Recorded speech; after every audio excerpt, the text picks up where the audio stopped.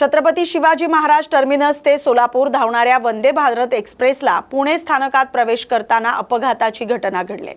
सायंकाळी 7:30च्या सुमारास डायमंड क्रॉसिंगवर चौथ्या डब्याच्या ट्रॉली घसरल्याने ही घटना घडली। सुदैवाने या अपघातात कोणतीही जीवितहानी किंवा दुखापत झालेली नाही। सर्व प्रवासी सुरक्षित आहेत, त्यांना तातडीने दुसऱ्या रेकमध्ये हलवण्यात आल्याची व्यवस्था करण्यात आली। दरम्यान पुणे स्थानकाच्या यार्ड रिमॉडेलिंग अंतर्गत संबंधित क्रॉसिंगच्या अपग्रेडचं काम आधीपासूनच नियोजित असल्याची माहिती रेल्वे प्रशासनाने दिली आहे। आमदार संजय गायकवाड हे गेल्या काही दिवसांपासून विविध कारणांमुळे चर्चेत असताना त्यांच्या नावाने सोशल मीडियावर व्हायरल झालेल्या एका पोस्टमुळे आता नवा वाद निर्माण झालाय। गोविंद पानसरेंवर मरणोत्तर गुन्हा दाखल करा अशी मागणी संजय गायकवाड यांच्या नावाने व्हायरल झाल्याने राजकीय वर्तुळात खळबळ उडाली। मात्र या पोस्टशी आपला कोणताही संबंध नसल्याचं गायकवाड यांनी स्पष्ट केलंय।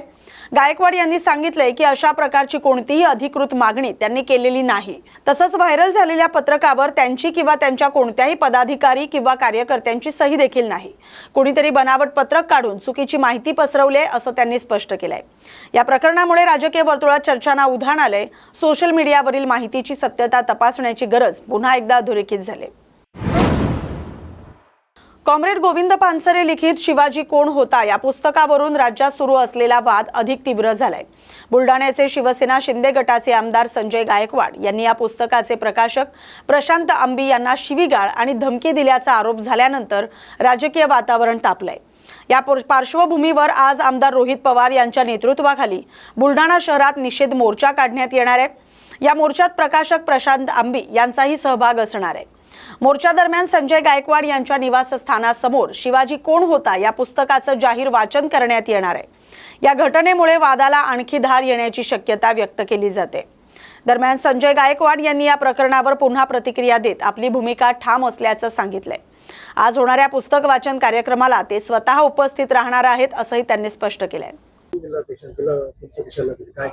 काही दिवसांपासून महाराष्ट्रामध्ये छत्रपती शिवाजी महाराजांबद्दल या पुस्तकाबद्दल जे वादक निर्माण झालेलं आहे त्या अनुषंगाने माननीय रोहितदादा पवार उद्या बुलढाण्यामध्ये येऊ घातलेले, त्या अनुषंगानं कायदा व सुव्यवस्था राखण्यासाठी आम्ही SP साहेबांना निवेदन देण्यासाठी इथे आलेलो आहोत। आमचं पुस्तक वाचण्याबद्दल कोणताही आक्षेप नाही आहे। त्या पुस्तकावरचा जो मजकूर एकेरी भाषेमध्ये आहे तो सोडून त्यांनी वाचावा। त्या वाचनामध्ये आम्ही सुद्धा तिथे सामील होऊ आणि पुस्तक वाचत असताना आमचे आमदार धर्मवीर संजूभाऊ गायकवाड यांच्यावरती कोणतीही टिप्पणी त्यांनी करू नये। त्यांनी जर त्यांच्यावरती जर कोणत्याही प्रकारे टिप्पणी करण्याचा किंवा काही करण्याचा प्रयत्न केला आम्ही तिथेच त्यांना उत्तर देऊ आणि तिथेच त्यांचा विषय तसेच आम्ही तिथे त्यांना उत्तर देऊ। नाही, पुस्तकावरती बंदी घालणारच आहे। आम्ही निवेदन सुद्धा दिलंय की त्या पुस्तकावरती बंदी घाला। त्याचा शीर्षक बदलाव ही याचे आहे। शीर्षक नसेल बदल तर त्या पुस्तकावरती बंदी घालावी।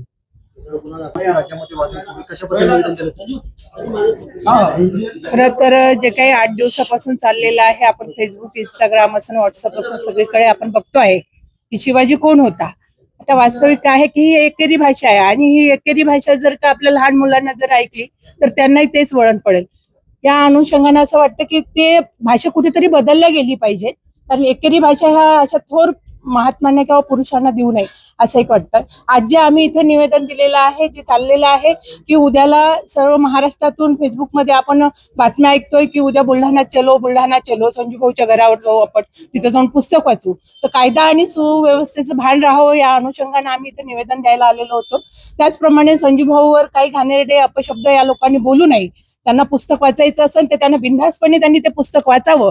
वाचत असताना एकेरी भाषेचा शिवाजी महाराजांचा कुठेही उल्लेख होणार नाही याची दक्षता त्यांनी घ्यावी, एवढ्यासाठी आम्ही आज इथे निवेदन देण्याकरता आलेलो आहोत।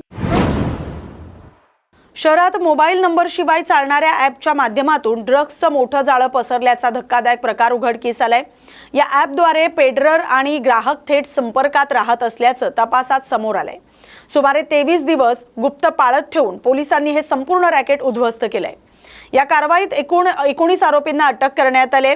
मोठ्या प्रमाणात अंमली पदार्थ जप्त करण्यात आलेत. पोलिसांनी 289.19 ग्रॅम मेफेड्रॉन, 422 ग्रॅम गांजा आणि 260 ग्रॅम पावडर असा एकूण 58,18,000 रुपयांचा मुद्देमाल हस्तगत केलाय.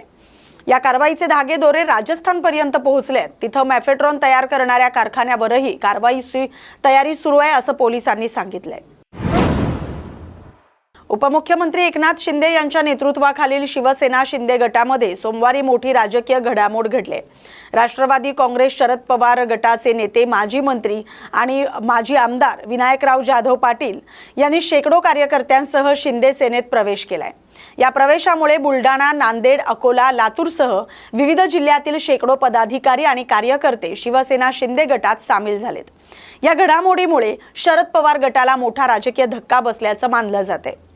यावेळी बोलताना एकनाथ शिंदे यांनी शिवसेना ही कार्यकर्त्यांची संघटना असल्याचं सांगत इथे कोणी मोठं लहान नाही, सर्वजण सहकारी म्हणून काम करतो असं स्पष्ट केलंय.